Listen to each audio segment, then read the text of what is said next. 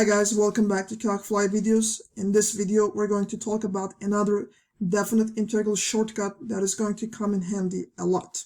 So basically, our ultimate goal is to make your integration process a lot easier than before.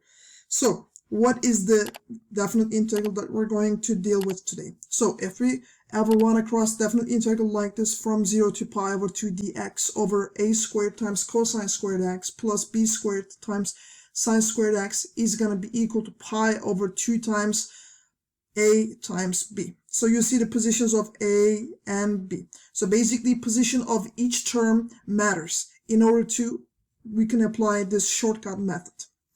Alright, so sometimes we may need to rearrange the definite integral a bit so we can put it into the form so that it should fit into this definite integral form. Alright, as you may notice that this definite integral is only applicable to the lower limit 0 and upper limit pi over 2. So this is very, very important for us to be able to apply this shortcut method. Alright, so let's get started.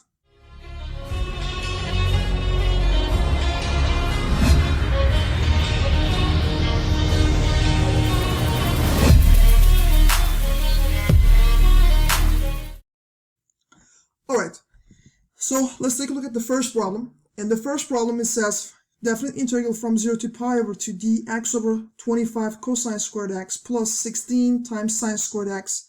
So we're going to try to evaluate this definite integral. First, we have to rearrange this definite integral so we can make it look like the form up here. Alright, let's do it. From 0 to pi over 2 dx over 5 squared times cosine squared x plus 4 squared times sine squared x. So now it looks like the form up here. So now we need to determine the a value and the b value. So from here, a value is going to be equal to 5.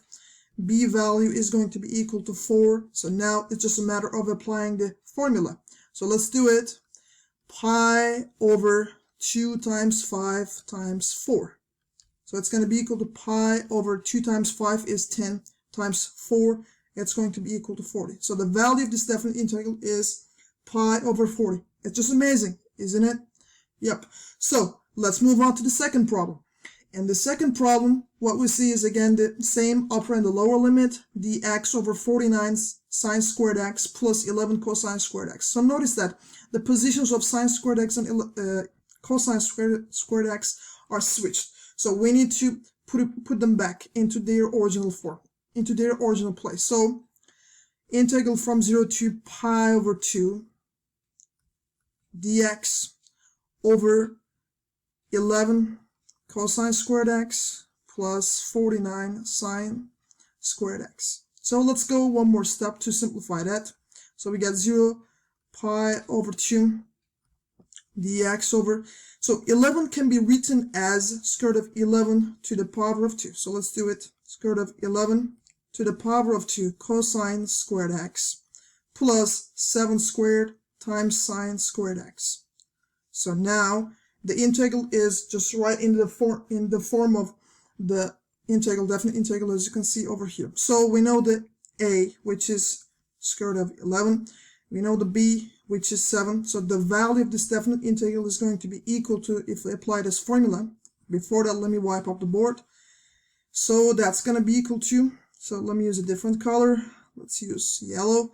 So that's going to be equal to pi over square root of 11 times 2 times 7. So that's going to be equal to pi over 14